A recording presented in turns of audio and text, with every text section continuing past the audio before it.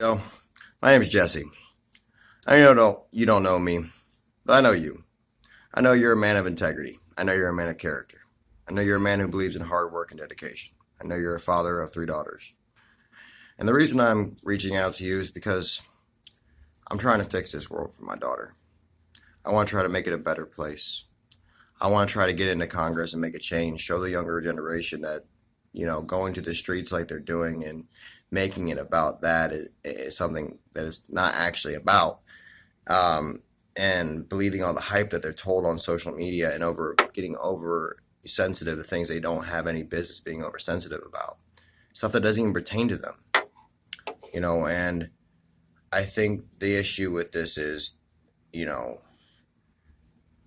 that the younger people don't have nothing to believe in. They don't have nothing to rally behind. They don't have somebody who's their age, who's been through the shit, who's been on both sides of the spectrum of being poor, being through parents that don't care, that would just treat them like they're just nothing, and they just expect them to perform without teaching them the right way to do it, and not giving a fuck when their kid's struggling and just wanting help, and that's another subject, but there's more. So I want to be that change that I want to see in the world. I want to educate myself to the point where I am extremely knowledgeable on things in Congress. I already have a way to fix our entire economic infrastructure based on and bring people together and fix the world, because my father died from alcoholism. Okay, I want to take marijuana and turn it into the $53 billion cash crop that it is.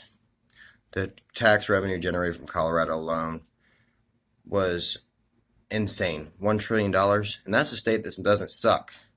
Imagine all the shitty states, that's nothing to do but to get high.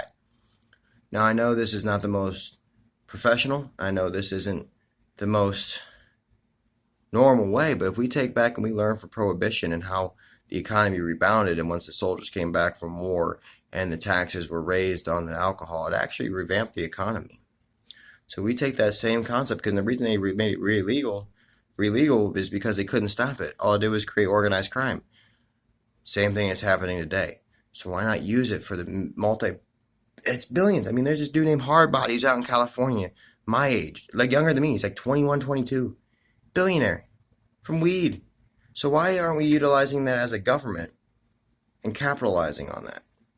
Because we could take the money from that first 3 years and invest it into solar energy, privatizing the electricity to homes, to allowing homeowners to put solar panels on the roofs in high intensity UV states for nothing, for free. And those states that try to make that change and they play ball, they get tax rebates for going to greener energy.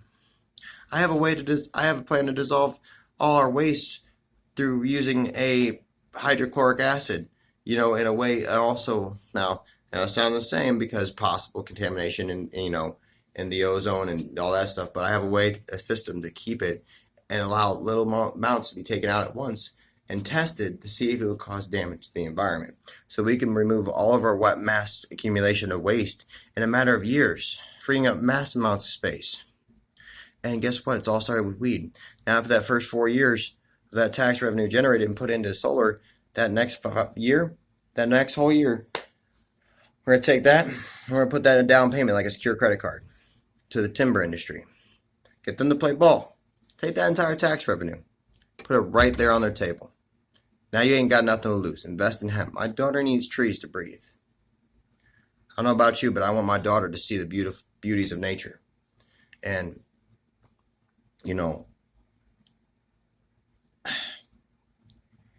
I used to be an angry person, and, smoking tree, that made me such a better human being, instead of like a dude who raped was convicted rapist. He had a sex offender. He got the letter in the mail. First I was very angry. I was like, man, fuck that guy. He ain't shit. If he comes near my family, I'm gonna shoot him. I smoked nice doobie, and I was like, you know what? I'm gonna get his side of the story, because my mom made me out to be a monster that I most definitely am not. For years, made me out to be something I wasn't, a nasty, evil person. But in reality, it was her. But I refused to let her to make me that person that she made me out to be. I refused. I did not accept that reality. And I've done everything in my power, and I have a lot of that to learn.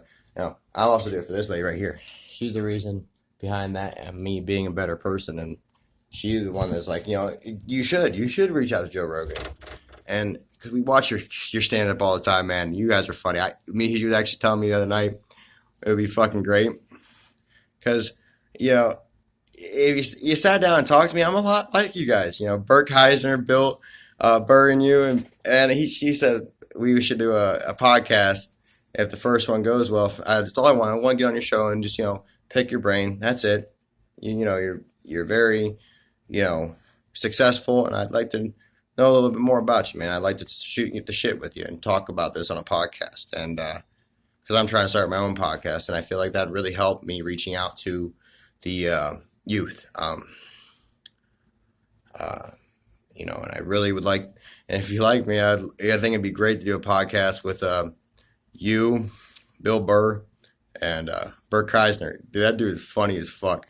I saw some of his parenting methods. I joke about his fucking when he talks about how him and his wife met, and like carrots for blowjobs. Oh my god, I was losing my shit. Oh, and don't even get me started on your fucking joke about the big dick pills. That shit's funny as fuck. But yeah, man, I'd really love to get in touch with you. My number's 330-329-3826. Give me a call, man. I'm dead serious. All I want to do is get on your show and just, shoot the shit with you, man. I mean, your platform would be great for me to be able to reach to the youth of this generation and try to educate them without making it boring. You know what I mean? So like I said, get back to me. I'm not going to make this a long video. You're a busy man. You don't got time to watch a fucking ridiculously long video. Please get a hold of me. You know what I mean? I'll find a way to make it to your podcast. Be cool if you can fly me out there, but I'm a little hurting. I ain't got food in my fridge. I started this job, Lindsay Construction Design, and I don't get paid for a month and a half, so I'm just now about to get paid.